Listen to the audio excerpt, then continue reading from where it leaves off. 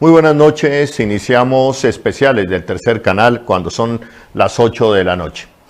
Y discutimos esta noche lo que ha sido el tema del día y el tema del fin de semana.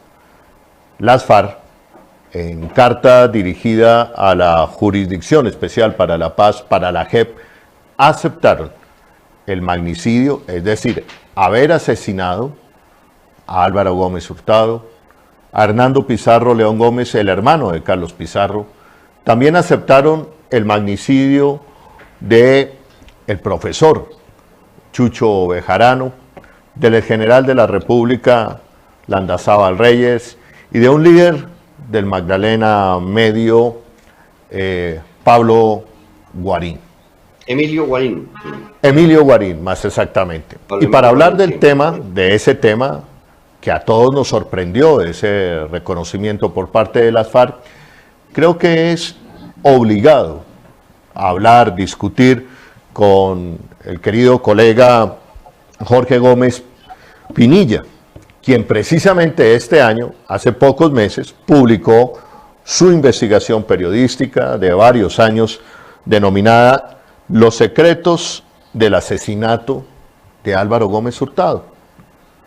Él en el libro esboza una tesis sobre quién o quiénes y por qué estaban detrás del asesinato de Álvaro Gómez, una tesis que no contemplaba en el momento de escribir su libro que fueran los autores las FARC. Es más, Jorge se mantiene en el dicho de que aquí hay un gato encerrado con esa declaración que hacen las FARC. Por otro lado, gente dice, bueno, ahora que las FARC dicen, según ellos, la verdad, nadie les cree. Entonces, ¿en qué estamos? Pero precisamente en este momento de la noche saludo a Jorge Gómez Pinilla, mi colega, querido colega. Jorge, muy buenas noches y gracias por estar aquí en el tercer canal, La Voz de los que no tienen voz. Holman, muchas gracias por la invitación y pues sí, estoy muy interesado en hacer mis planteamientos frente a una situación muy extraña que yo considero traída de los cabellos, o como digo en mi columna del próximo miércoles, es una versión delirante. ¿Por qué? Porque la investigación que yo hice durante más de 10 años, no por ningún lado veía yo la supuesta participación de las FARC.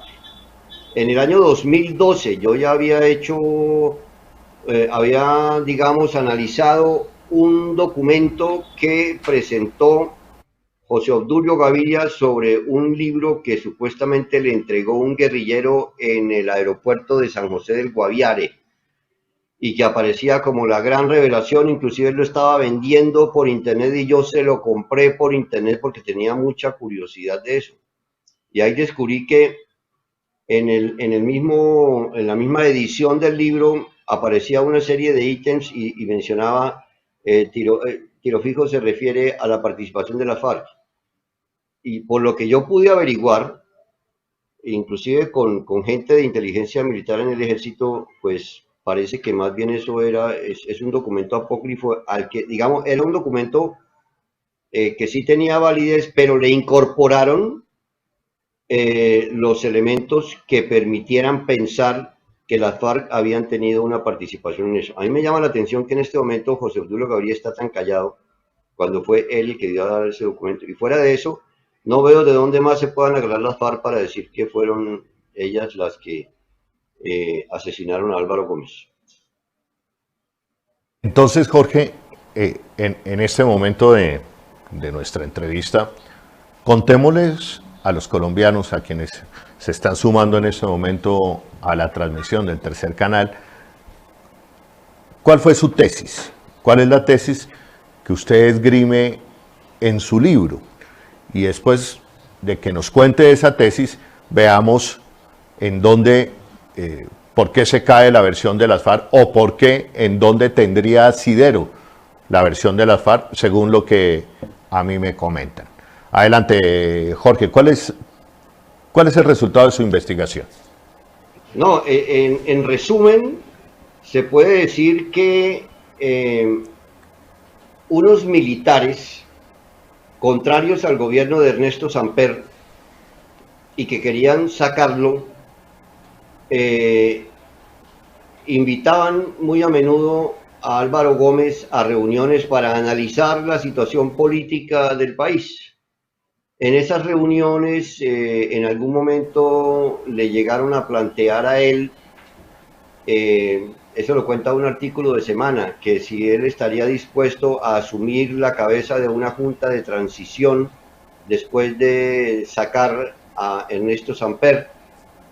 Ellos no sintieron que les dijera que no, ni que sí, pero que, o sea, les pareció que había una especie de aprobación tácita de esa idea.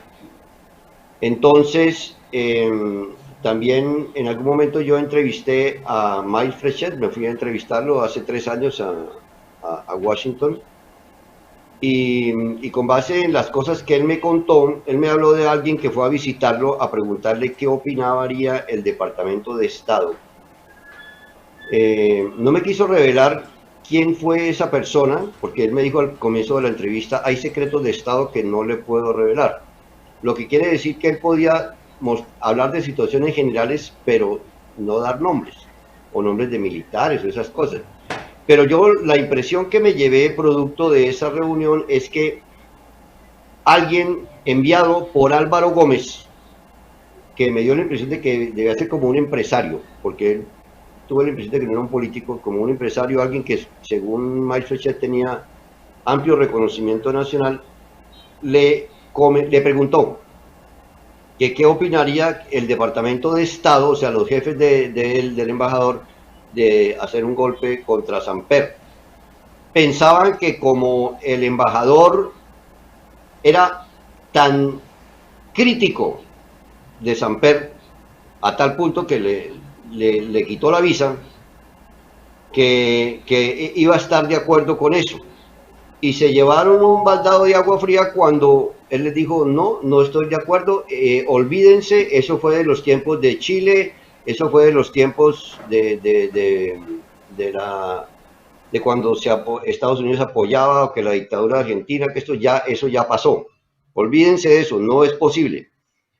Y entonces se vieron en una situación en la que ya le habían pedido a él que presidiera esa junta, o sea, ya le habían propuesto un delito, mejor dicho. Entonces, ese señor ya quedaba en el rango de un hombre que sabía demasiado. Y es importante también mencionar otros dos nombres, de otros dos crímenes que también se adjudican las FARC y que tampoco, de ningún modo me atrevo a pensar que hubieran sido las FARC, que son el general Fernando Landazábal y el académico Jesús Antonio Chucho Bejarano. Sobre todo este último, no vi yo que tuvieran ningún motivo de asesinar a alguien que había estado en reuniones con ellos, reuniones y conversaciones de paz en Tlaxcala, qué sé yo. O sea, no tiene ningún asidero. Y la investigación que yo hice mostraba más bien que a esos otros dos también los asesinaron porque sabían demasiado. A Jesús Antonio Bejarano le ofrecieron el Ministerio de Defensa. Y él le contó a un periodista de Semana que unos militares le habían ofrecido el Ministerio de Defensa y el periodista le preguntó, ¿quiénes fueron esos militares? Él dijo, no, prefiero reservar esos nombres. Esa información la publicó ese periodista en Semana y ese es el momento en que yo digo que ese hombre, o sea, Jesús Antonio Bejarano, quedó conocedor de una información que a los que se lo propusieron a él no les convenía para nada que un día fuera a abrir la boca. Fernando Landazábal se reunió, el general Fernando Landazábal se reunió con el Pablo Victoria, según cuenta Pablo Victoria en su libro, Memoria de un golpe, el que inclusive habla de 2 golpes, y entonces, supuestamente, Landazábal le dijo, reunámonos dentro de unos días y le cuento, que estaba molesto, que veía una percepción como que gente dentro del ejército había tenido que ver con eso. Oiga, y qué coincidencia que lo matan el día anterior a reunirse con él. O sea, inclusive ahí yo siempre he dicho, bueno, hombre, ahí el primer sospechoso sería Pablo Victoria, ¿verdad? Porque ¿cómo así que le cuentan a él y un día antes de que se pueda saber lo matan? Pero entonces, o sea, todas esas circunstancias son muy extrañas. El modus operandi como matan a los tres, pero sobre todo a estos dos últimos, es un hombre solo que le pega un disparo en la cabeza a Landazábal, un hombre que le pega un disparo en la cabeza a, a Bejarano en la Universidad Nacional y a Landazábal saliendo de su casa, y ambos salen caminando tranquilamente, como si tuvieran el perímetro protegido. En mi columna del próximo miércoles yo muestro cómo esos no son los modus operandi, no habían sido hasta ese momento los modus operandi, y nunca lo han sido, de la guerrilla, de las FARC. Y hablo de dos casos concretos, en los que sí se le podría inculpar a la FARC, uno de Pablo Emilio Guarín y otro de Celestino Mojica en Bucaramanga, que está ahí sí muy por el estilo. Llegan con camionetas, llegan con armas de largo alcance, disparan, rematan hasta tener la seguridad de que se ha muerto y huyen. Entonces, por eso les digo, me parece muy extraño. Jorge, Jorge, estamos hablando con Jorge Gómez Pinilla, periodista, investigador, a propósito de su libro Los secretos del asesinato de Álvaro Gómez Hurtado, a propósito del reconocimiento, o por lo menos el dicho de las FARC, de que ellos fueron los autores del magnicidio de Álvaro Gómez Hurtado. Para resumir tu tesis, Jorge, y usted me corregirá, a Álvaro Gómez Hurtado lo asesina una extrema derecha militar. Sí. Usted señala nombres que quienes podrían estar involucrados, según usted, hacían parte de ese complot de esa extrema derecha militar. Sí, claro. Yo menciono, pues, inclusive no es que yo los acuse, sino que formaron parte de las sospechas de la investigación. Digamos, fueron personas sometidas a investigación y en primer lugar le menciono al coronel Bernardo Ruiz Silva, sobre quien hubo un acervo probatorio inmenso, inmenso. O sea, es que la cantidad de testigos que hablaron de las reuniones que hacían en el motel Los Gansos de Bucaramanga, de la gente, un René Carvajal, un Emilio I, un Omar Berrío Loaiza, un Carlos Gaona Ovalle, o sea, mucha gente involucrada. Y entonces, ese coronel Bernardo Ruiz Silva trabajó bajo el mando del general Ricardo Emilio Cifuentes en la Quinta Brigada, Segunda División de Inteligencia del Ejército. Y a la vez, ese general trabajó también en la Quinta Brigada bajo el mando del general Harold Bedoya, quien era el comandante del ejército y de quien Miles Frechet, como si me quisiera decir, mire por este lado, me habló de una carátula de la revista Semana en la que se titulaba Ruido de Sables. Y él me decía, casi escandalizado, cómo es posible que ese artículo mostraba cómo el comandante del ejército estaba conspirando de algún modo contra el presidente Samper, y el presidente Samper no tuvo el coraje, o yo no sé, no recuerdo en este momento la palabra exacta, para haberlo retirado del ejército, lo cual daría a entender, según Frechet, que no tenía Samper el poder político para salir de esa persona. Y siempre se supo que en el ejército estaba el comandante del ejército, Harold Bedoya, y el comandante de las fuerzas militares, el general Camilo Zúñiga, que sí, hasta donde se sabe, no se puede relacionar con los golpistas. O sea, parecía que si se pudo mantener Samper en el poder, fue gracias a que había ese equilibrio. El general Ricardo Emilio Cifuentes le renunció a Samper en un momento en el que ya los ojos de las sospechas estaban sobre él, porque descubrieron un carro de su escolta muy cerca de la escena del crimen, con 4 personas de su escolta, a las que un conductor de un bus escolar que pasó antes de que hubiera la balacera, antes de que se ocurriera el atentado, y llamó a RCN. Después de que ocurrió el atentado, le llamó mucho la atención, le pareció tan sospechoso que guardó las placas del vehículo, un Campero beige, placas LIW 033. Al general Cifuentes lo interrogaron, digamos, en versión libre sobre eso, lo interrogó el investigador que más tuvo que ver con eso, y decía que lo notaba muy nervioso. Y él dijo que había mandado a su escolta a comprar unos ejemplares de la revista Cromos, que tenía su sede por ahí cerca. El recibo que hicieron de esa venta de esos 4 ejemplares, como era una cosa hecha como a la carrera, lo hicieron a mano. La persona, o sea, le pidieron a la persona del archivo de semana que hiciera ese recibo y se equivocó en la fecha. En lugar de poner 2 de noviembre, puso 2 de octubre. Entonces tuvieron que volver a pedirle que hiciera un nuevo recibo, un recibo que no era un recibo tomado de la facturación o de la contabilidad, sino una cosa hecha a mano.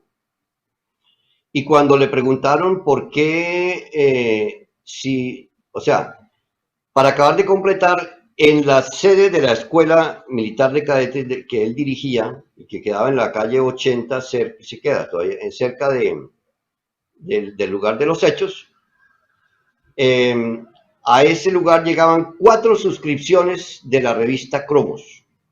Eso hacía todavía, o sea, a mí el investigador, el principal investigador del tema, Germán Marroquín, me dijo que esa era una coartada muy débil. Y a este investigador, Germán Marroquín,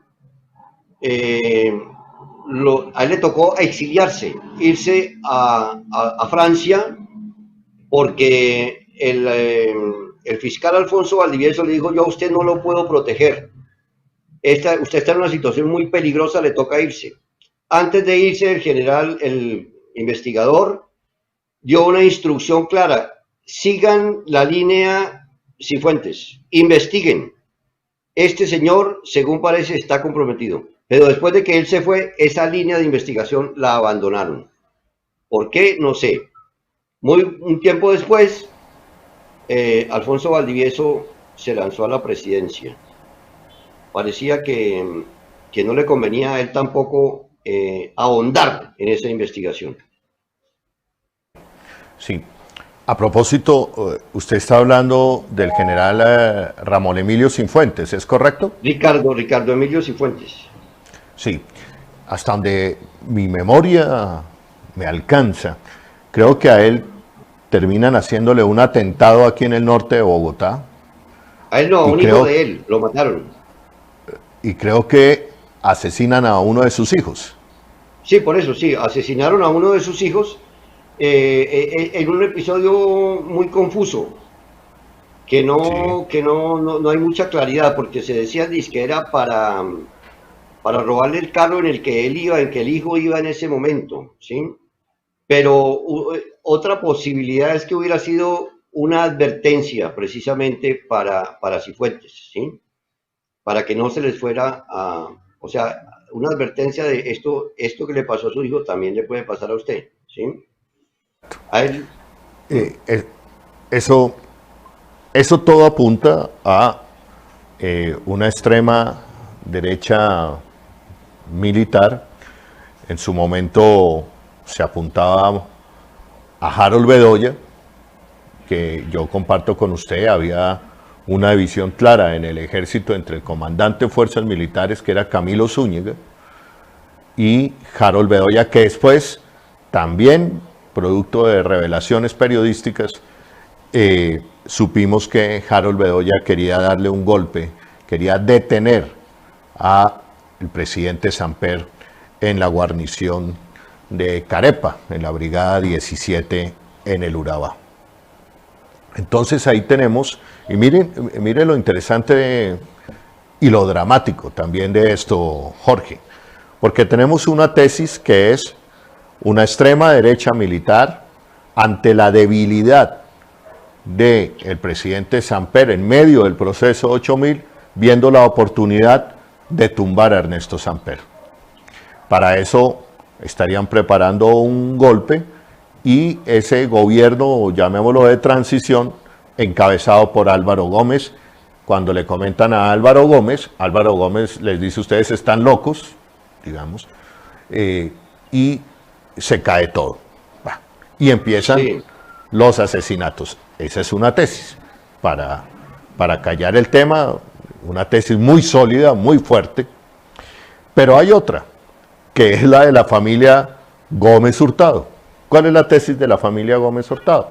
Que es un crimen de Estado, que a Álvaro Gómez lo manda a asesinar Ernesto Samper y Horacio Serpa, y pues que eso es un crimen de Estado porque Álvaro Gómez había dicho que había que acabar con el régimen. Lo que yo sí nunca escuché a Álvaro Gómez era que había que tumbar a Ernesto Samper por las buenas o por las malas.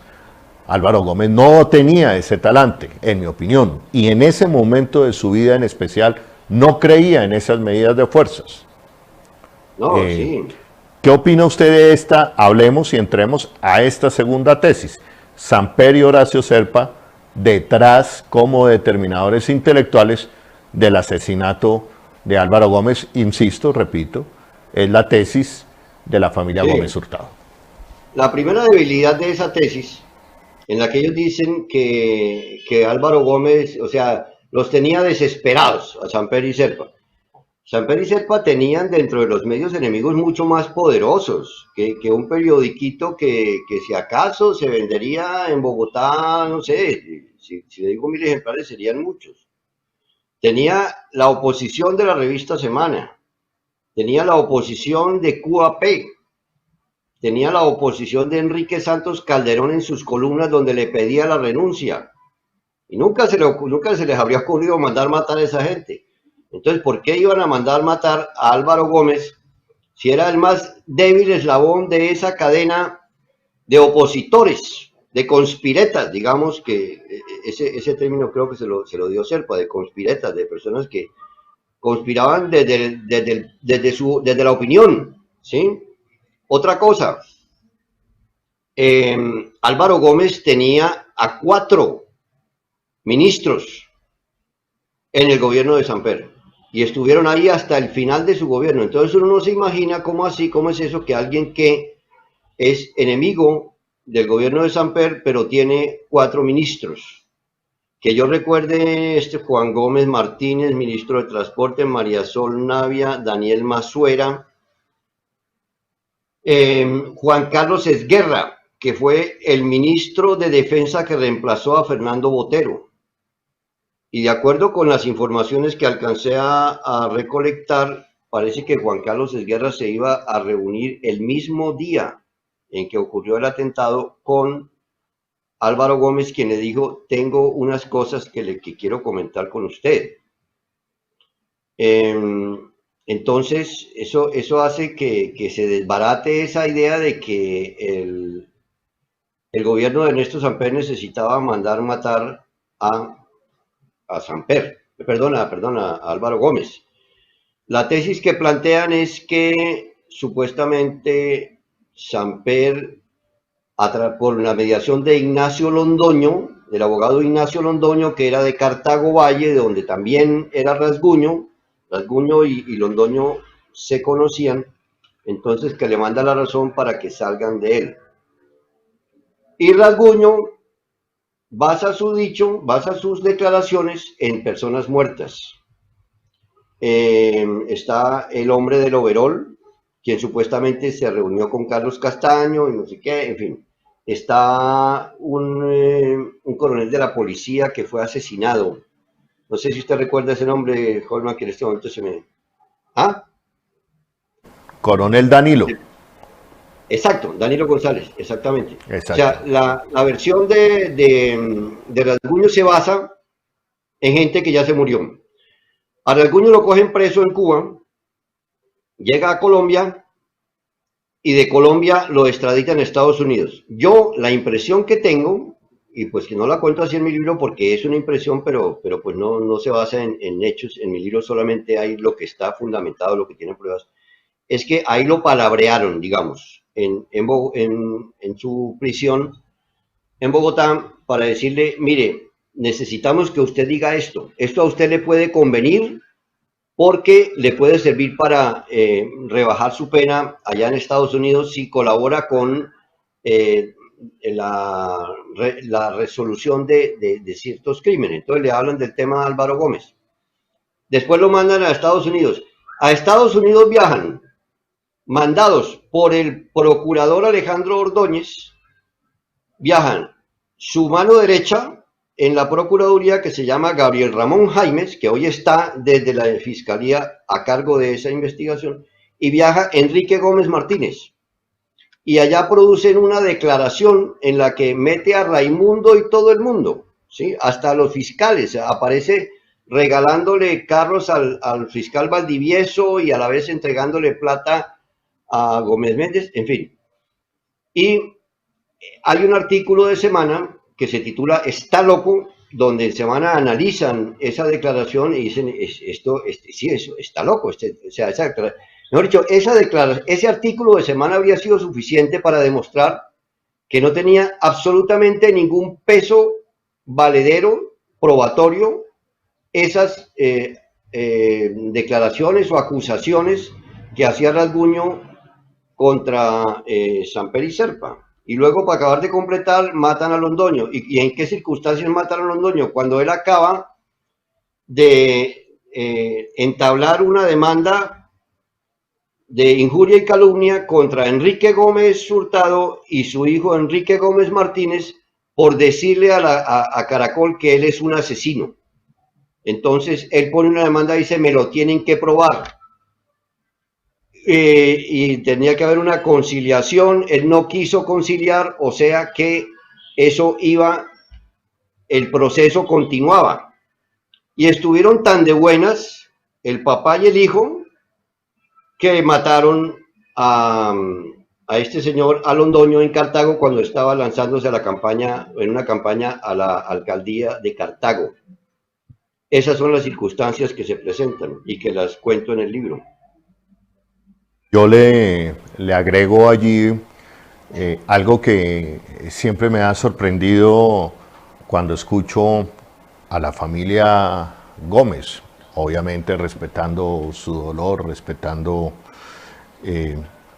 sus dichos de querer conocer la verdad, pero siempre me llama la atención de que nunca hacen mención a los militares. Muy ligados Sí. a la Casa Gómez, ¿no es cierto?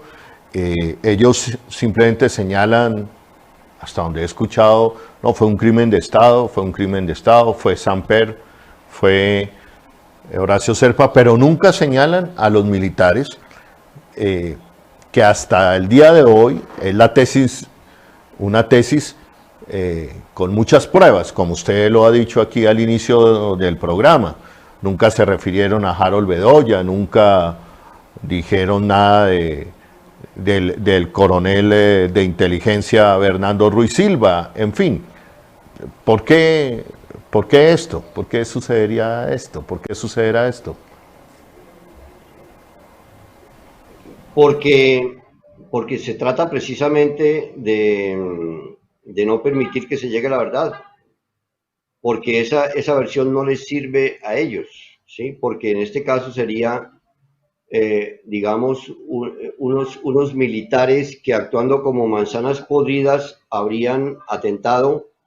Eso no reúne la categoría de crimen de Estado. Yo estuve investigando en torno a, bueno, y si fue el ejército el que los mató, Entonces ahí hay esto. Si fue el ejército, sí, sería crimen de Estado. Si hubiera sido la cúpula del ejército, crimen de Estado. Pero si fueron unos militares eh, indisciplinados, digamos, que por su cuenta mataron a Álvaro Gómez, pues eso no les sirve a ellos. No les sirve porque ellos van detrás, que es la tesis que también planteo, detrás de un billete. O sea, el crimen de Estado les sirve a ellos para ganarse una indemnización como víctimas por haber sido víctimas de un crimen de Estado.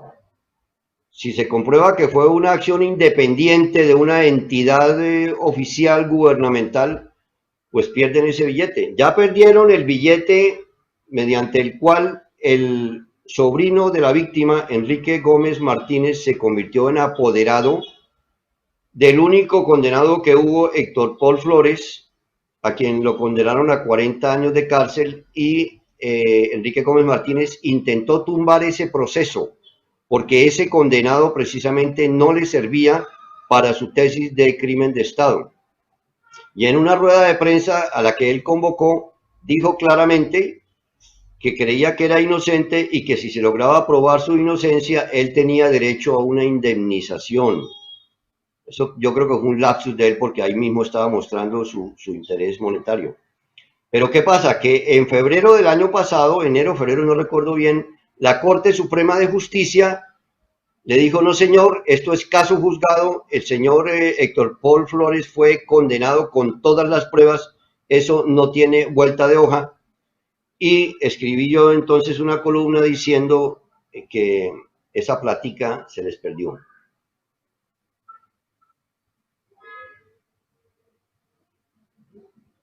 Lo No lo digo. particular, me parece, Jorge, que hacer todo esto por parte de la familia Gómez para recibir una indemnización por parte del Estado, pues yo no creo. Yo escuché esta mañana al expresidente Samper que decía esta tesis, después escuché a su hijo, al hijo de Álvaro Gómez, se me escapa ahorita el nombre.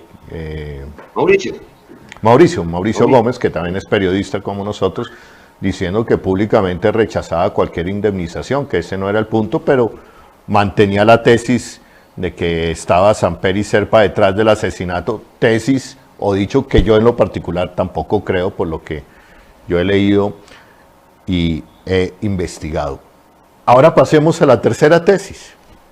Ya llevamos dos tesis, los militares de extrema derecha, queriendo aprovechar la debilidad de Samper, después de que Samper se la había jugado por un proceso de paz con las FARC, que lo tumba una filtración que hace Harold Bedoya como comandante de ejército, recuerde el ruido de sables, ¿no es cierto?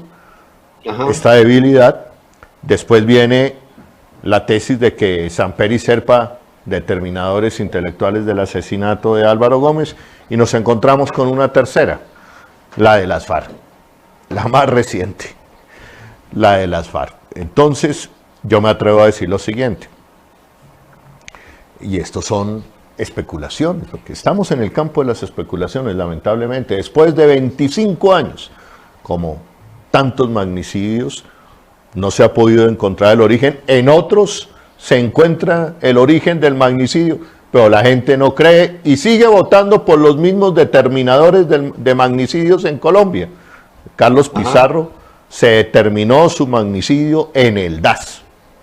Y ahí, y siguieron con el DAS y bueno, y le votan a los gobiernos. Ayudado para poder pegar esos balazos dentro de un avión. O sea, ahí tuvo que Claro, sí, claro. Entonces vamos a la tercera, las FARC, detrás de el magnicidio de Álvaro Gómez. Uno pudiera creer, y fíjese esto, Jorge, tan dramático de la historia de este país, que también aprovechando la debilidad del gobierno de Ernesto Samper y para pescar en río revuelto, para seguir atizando el desboronamiento del gobierno Samper, las FARC hubieran podido pensar que asesinando a Álvaro Gómez agudizaba la crisis. Al ver que no tumbaban a Samper con el asesinato de Álvaro Gómez, que la gente no salió a las calles a tumbar, pues no se echaron ese muerto, pero se quedaron con la culpa, es decir, con el muerto, que hoy reconocen. Otra tesis, que la he venido escuchando en las últimas horas, la voy a plantear aquí, que es terrible también, pues que las FARC en Bogotá, en su red urbana, también prestaba servicios de sicariato, y que fue una vuelta, perdónenme el lenguaje, es el lenguaje de Lampa, pero así se dice, les contrataron esa vuelta, pero que quienes estarían detrás de esa vuelta sí sería gente del Estado colombiano. Lo escucho, Jorge, sobre esta última tesis. Lo que pasa es que esa última tesis no le veo yo absolutamente ningún sustento probatorio, por ningún lado. Es cierto que las FARC negociaban con gente del ejército. Por ejemplo, le vendían el ejército, no el ejército, gente del ejército, oficiales, qué sé yo. Por ejemplo, un Jorge Eliezer Plazas, de quien se comprobó que secuestró al industrial Benjamín Kudari. La familia pagó y a pesar de que pagó lo mataron.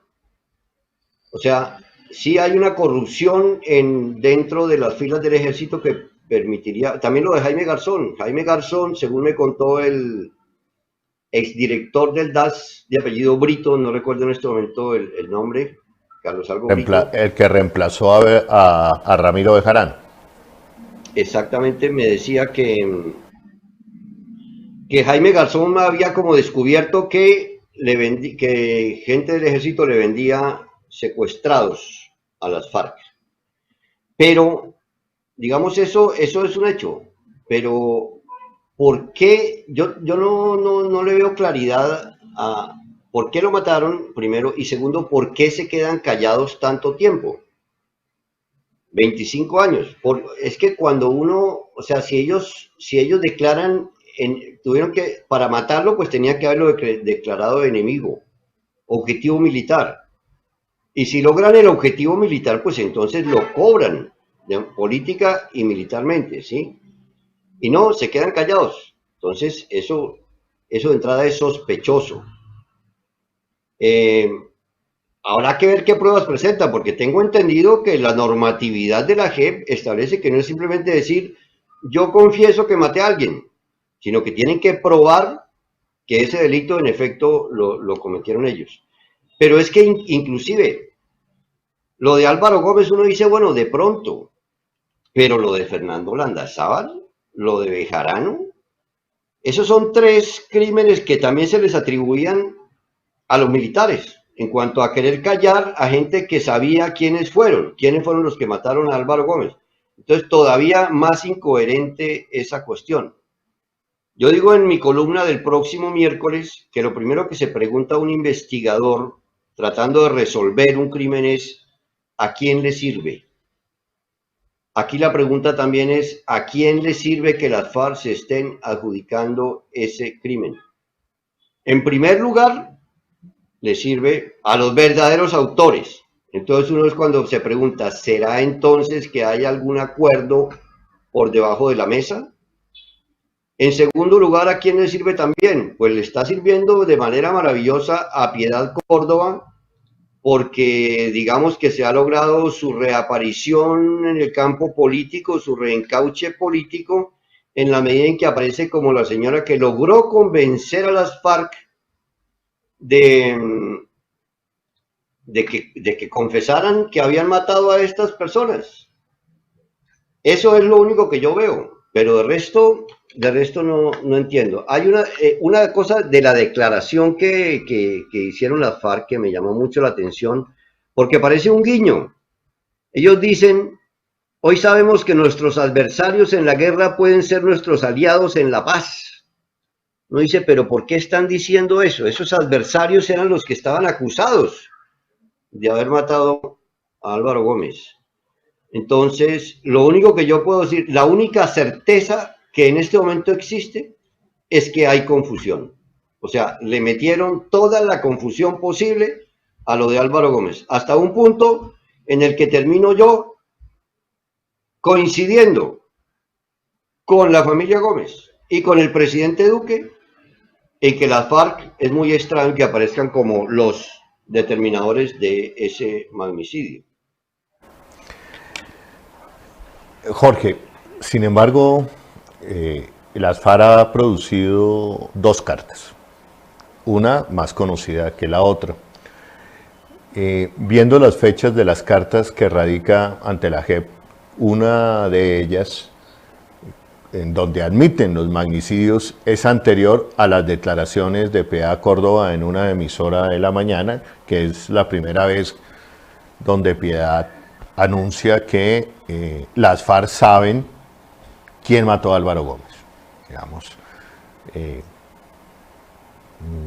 las FARC ya habían radicado antes de que, pero digamos, uno pudiera imaginar que estaba ya en el ambiente, que se conocía eso en los círculos de la JEP, en los círculos de las FARC, en algunos círculos políticos cercanos a las FARC.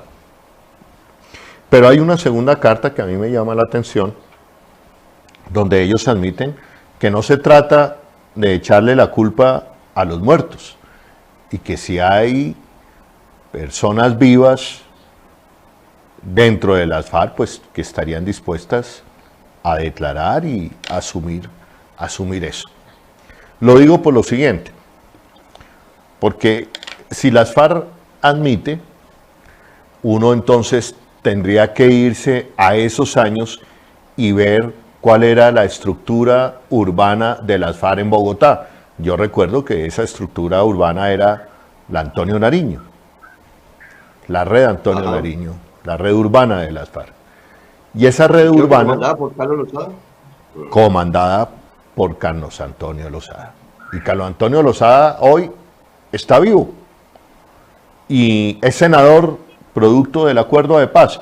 Es decir, las miradas y una persona que tendría que hablar y decir, la primera persona, pues Marulanda está muerto, el mono Jojoy, de quien dependía directamente esa estructura urbana, también está muerto, y el que está vivo y que puede saber es Carlos Antonio Lozada, y ellos dicen en esa carta.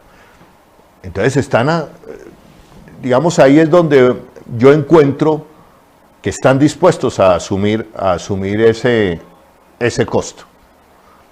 Ahora bien, eso también fortalece por una parte a la JEP para aquellas personas que dicen que no, que eso es una justicia de impunidad, de absolución. Miren, si estamos tratando de establecer la verdad en Colombia, este es un aporte a la verdad que habrá que estudiar y analizar, pero a las FARC se le culpaba de todos los asesinatos en Colombia, como en su momento a Pablo Escobar. Todos los muertos eran de Pablo Escobar, después todos los muertos eran de FARC. Ahora que dicen ellos, nosotros fuimos en el marco de una negociación, en el marco del mecanismo de la Justicia Especial para la Paz, ahora el uribismo no le cree.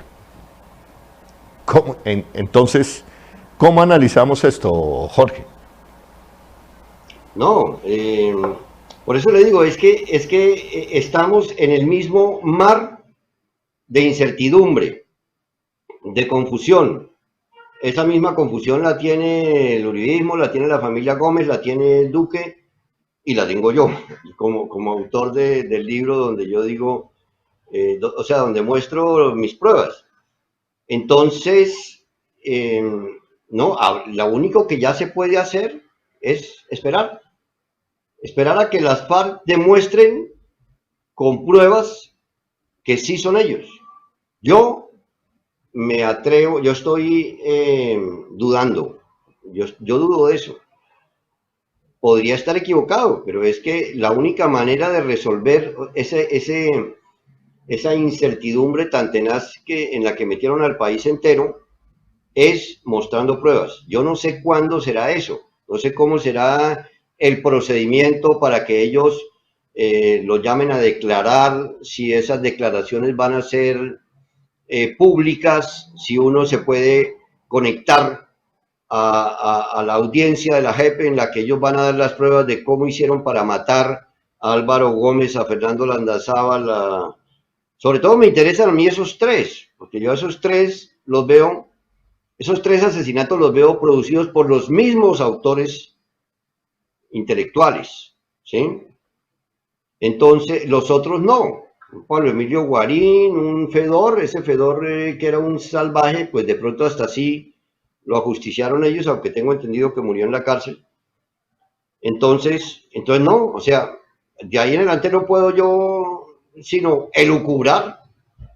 Y por eso es que yo las dos hipótesis que estoy planteando es que eso le sirve a los autores. Yo no, o sea, yo lo que no entiendo es por qué no se admite que pudiera haber un acuerdo por debajo de la mesa entre, entre los que asesinaron a Álvaro Gómez y los que ahora quieren cargar con ese muerto.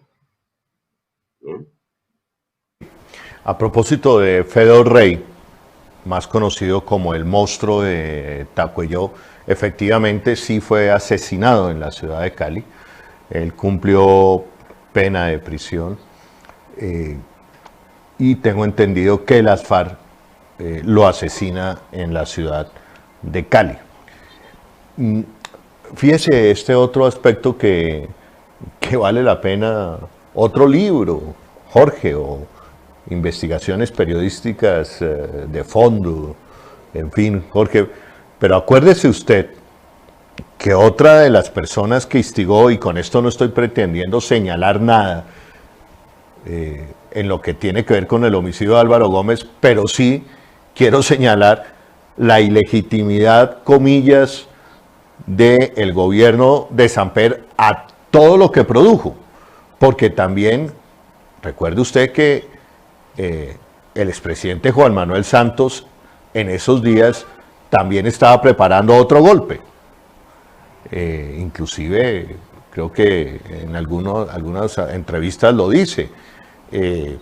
Visita a Carlos Castaño, hace una reunión aquí en Monserrate donde participa Víctor Carranza y otras fuerzas sociales, y planteando el ambiente, porque recuerdo yo que en esa época, estamos hablando de 1997, 95, todos como que dijeron, bueno, el establecimiento hizo una apuesta por tumbar a Ernesto Samper con base en las denuncias de la entrada de dineros del narcotráfico a su campaña. A costa de esa debilidad, el fiscal de ese momento, Alfonso Valdivieso, creyó que al otro día iba a ser presidente, porque había filtrado y le filtraba a la prensa todos los días una pieza procesal, en fin. Entre tanto, iba creciendo el monstruo paramilitar en Colombia. Recuerde usted que Fernando Botero, sea como ministro de Defensa de Ernesto Samper, legaliza las autodefensas en Colombia, y también políticamente Juan Manuel Santos hacía todos los contactos preparando un golpe a Ernesto Samper. Según usted, ¿cuál sería el acuerdo debajo de la mesa, Jorge? Ya le digo, esto es elucurando, pero lo que yo digo es, con la convicción que yo tengo de que fueron militares los que planearon y ejecutaron el golpe, con el hecho de que yo no veo ahí a las FARC, entonces dice uno qué está pasando ahí. Lo único que a uno se le ocurre es que haya un acuerdo, ¿sí? Un acuerdo de hagamos los pasitos, yo qué sé, vamos a dejar de matarles desmovilizados. O sea, lo que yo veo es que es como decir, los necesitamos, señores de la FARC, ustedes cargan con este muerto, eh, y, y pues eso tendrá algún resultado a mediano plazo, no sé. Eso es lo único que veo, pero yo, si las FARC fueron capaces de asesinar tanta gente, si fueron capaces de secuestrar civiles y mantenerlos en campos de concentración en las peores condiciones humanas, pues es gente que también se puede decir, bueno, carguemos con ese muerto, esta gente queda tranquila y nosotros quedamos tranquilos y ya, quedamos bien, ¿sí? O sea, pero es que yo veo un aparato de poder militar de extrema derecha muy grande detrás del asesinato de Álvaro Gómez. Inclusive veo nexos también, y lo menciono en el libro, con el asesinato de Jaime Garzón. Yo no puedo decir que sean los mismos, pero sí hay militares también involucrados en el asesinato de Jaime Garzón. Hubo un paramilitar que mencionó, un comandante paramilitar que mencionó, William, no recuerdo el apellido, mencionó al general Rito Alejo del Río. Y también uno que se llama El Hombre Clave, que aparece en una revista de semana que menciona al coronel Jorge Eliezer Plazas, del que ya mencioné que secuestró al militar, al empresario industrial Benjamín Cudari. Entonces uno ve que esto es una cosa muy grande. O sea, esto no fue, a mí me cuesta trabajo creer que eran unos militares indisciplinados, ¿sí? Yo veo es el aparato tomando decisiones, ¿sí? Inmolando a uno de los suyos que creen que matándolo, primero lo callan y segundo creen que además con eso van a provocar la caída del gobierno de Samper. Entonces, ahí el problema es cuando uno entra en la línea de la elucubración, es lo que yo no quiero hacer. Por eso digo, hay que esperar a ver a ver cómo se resuelve esto, a ver cuáles son las pruebas que van a mostrar ellos. Jorge, estamos llegando a los últimos minutos de nuestro programa de hoy. Permítame agregar, a propósito de que usted ha hablado del caso de Jaime Garzón, caso que yo he investigado durante años, y efectivamente el ex coronel Jorge Eliezer Plazas Acevedo está detenido inclusive por haber participado en el asesinato de Jaime Garzón. Sin embargo, no se ha querido acoger ante la JEP, no ha querido contar toda la verdad ante la Justicia Especial para la Paz. Jorge Eliezer Plazas Acevedo era el hombre de inteligencia en la Brigada 17 que comandaba en su momento Rito Alejo del Río, que también, según cables de la Embajada Americana, aparece nombrado en el asesinato de Jaime Garzón. Por lo menos se conoció que Jaime Garzón habló con Rito Alejo del Río, y Rito Alejo del Río es quien le dice: hable urgente con el general Mora. El general Mora nunca atendió a Jaime Garzón.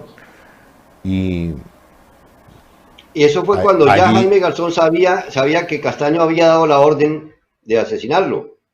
Y tengo entendido que el coronel Plazas, ese coronel Jorge Eliezer Plazas, fue el que le entregó la información de las coordenadas a los sicarios de por dónde se desplazaba Jaime Garzón. O sea que ahí hay unos comunicantes entre el ejército y los asesinos de Garzón. Y ese cuenta que el general Mora después nunca fue nombrado en el caso de Jaime Garzón, y aparece como uno de los hombres importantes del acuerdo de paz. Y ahí es donde me llama la atención la frase que usted menciona: quienes fueron ayer nuestros enemigos, dicen las FARC, pueden ser nuestros mejores aliados para la paz. Ya para terminar, Jorge, yo quiero pensar, quiero creer en la JEP.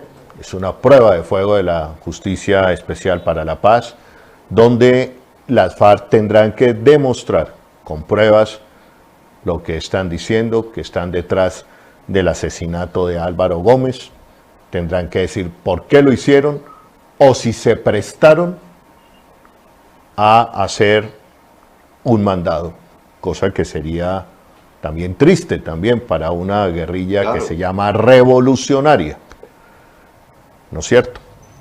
Y todo eso está por saberse. Quiero creer en la Justicia Especial para la Paz. Quiero creer, yo, en mi opinión, quiero creer en el dicho de Piedad Córdoba frente a la Comisión de la Verdad que preside el padre Carlos Vicente de Rú, Pacho de Rú, Francisco de Rú.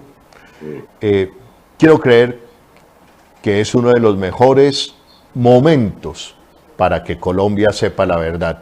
Y me uno a la carta del exministro Álvaro Leiva Durán, que hoy envió desde la ciudad de Madrid, pidiéndole a los colombianos un pacto por la verdad. Un pacto por la verdad. Porque soy, Jorge, un convencido, un firme convencido, que el tránsito hacia la paz profunda tiene que ver con que todos digan la verdad y con que Colombia sepa la verdad de quiénes han sido los determinadores intelectuales, de quienes han puesto un peso en la mesa para la guerra y hoy están escondidos, nadie los toca, son intocables, y que hay que llegar a esa verdad. ¿Quién dio la orden del asesinato de Jaime Garzón? Porque yo no creo que sea el señor, simplemente el señor José Miguel Narváez. Sí, él se le ocurrió un día que había que matar a Jaime Garzón y fue y le dijo a Castaño. ¿No? Claro. No, hay alguien detrás de él. Exacto. Los jefes de José Miguel Narváez le dicen a José Miguel, vaya donde Castaño y dígale lo que hay que hacer. Exacto. Y entonces esa verdad la necesita saber el país. Cuando un jefe paramilitar, como alias el Alemán, dice, a nosotros íbamos desplazando, íbamos llenando de terror los territorios, pero pregunten quién iba comprando las tierras. Esa verdad necesita saberla el país. Cuando un jefe paramilitar como HH dice que el proyecto paramilitar, antes que un proyecto antisubversivo, era un proyecto económico, pues ¿a quiénes benefició económicamente el proyecto paramilitar en Colombia? Esa verdad la necesita saber el país. Que las FARC se comportaba como un cartel del narcotráfico y tenía rutas del narcotráfico con México, pues esa verdad la necesita saber el país. Que el DAS en las últimas administraciones operó como una empresa gestora criminal, gestora de los grandes magnicidios en Colombia, pues Colombia necesita saber quién le daba las órdenes al DAS para asesinar a un Carlos Pizarro, a un Bernardo Jaramillo, etc. Esas son las verdades que necesita el país. Y si las FARC contribuye a esa verdad con plenas pruebas, pues ojalá quienes, insisto, han puesto un peso para la guerra de este país y que siguen ahí intactos, intocables, le dijeran la verdad al país. Yo escucho a las víctimas. Es más, he sido víctima de una persecución inclemente por parte de los organismos de seguridad en el gobierno Uribe. Y a mí no me interesa que se haga justicia, sí, pero no voy por el mundo diciendo es que Álvaro Uribe tiene que terminar en una cárcel. Me interesa más la verdad, que nos diga la verdad de lo que sabe el expresidente Álvaro Uribe. Mi querido colega Jorge Gómez, le dejo la conclusión del programa de día de hoy, no sin antes darte las gracias, que no sea la última vez que estás aquí en el Tercer Canal, y te renuevo la invitación diciéndote que el Tercer Canal es un canal que va a promover una cultura en derechos humanos, que promueve los valores y la Constitución de 1991, que creemos en la paz profunda para Colombia, que como línea editorial tenemos una mirada progresista del país. Creemos que es transparente decirle a la opinión pública cuál es nuestra línea editorial. Adelante, Jorge, renovándote las gracias por estar en nuestro espacio la noche de hoy. Muchas gracias, Holman. Y usted menciona el tema de la importancia de llegar a la verdad. Yo estoy por completo de acuerdo, pero lo que me preocupa es que se construya una verdad falsa, porque una verdad falsa lo que quiere decir es que están ocultando la verdad, están tratando de favorecer a otros. En este caso, por ahí una amiga mía decía una palabra que a mí me gustó mucho, que me parece que es, yo le hablaba de que esto me parecía una tramoya, y ella me dijo, a mí me parece una paparrucha. Paparrucha es un término que usan en España para dar a entender que, o sea, sueltan una noticia falsa, pero que tiene apariencias de verdad. Yo espero que lo que, o sea, si las FARC están diciendo la verdad, pues muy bien, pero si no la están diciendo, esto le puede hacer un gran daño al proceso de paz, porque lo deslegitima. Entonces, esa es mi preocupación central. Coincido plenamente con usted en que hay que averiguar, en que hay que llegar a las verdades. Todas las verdades de lo que hay detrás de Uribe, por ejemplo. Indudable. Si eso se llegara a saber algún día, sería maravilloso. Pero uno ve más bien es que viven es construyendo las tramoyas para que nunca se pueda llegar a la verdad. Entonces, espero que se estén dando las condiciones para que ese ambiente optimista del que habla Álvaro Leiva algún día pueda ser realidad. Y de nuevo, gracias, Holman, por su invitación. Oh, gracias, gracias a ti, Jorge. Colombia no aguanta más mentiras, no aguanta más sangre. Colombia y las víctimas, que yo he dicho recorriendo este país y hablando con mucha gente en diferentes rincones del país, Colombia es una víctima, toda ella, todo este territorio es una víctima. Unos en mayor grado, menor grado, otros en tercer grado, pero víctimas de la guerra, enfermos por la barbarie, por las bombas, por los asesinatos, por las cicatrices que ha dejado todo este terror durante años. No es normal que usted entre a un centro comercial y le estén revisando la cartera o si porque lleva un artefacto o para hacer un atentado. Eso no es normal. Eso es parte de nuestra enfermedad aquí en Colombia. Eso no pasa en otras partes del mundo. Y tenemos que superar eso. Tenemos que superar eso entre todos. Un paso conociendo la verdad y esperemos que las FARC digan la verdad y todos los actores involucrados en este conflicto para hacer la transición que debemos hacer, insisto yo, a la paz profunda. Muchísimas gracias, Jorge, muchísimas gracias a ustedes. Soy Holman Morris y este es El Tercer Canal, la voz de los que no tienen voz. Buenas noches.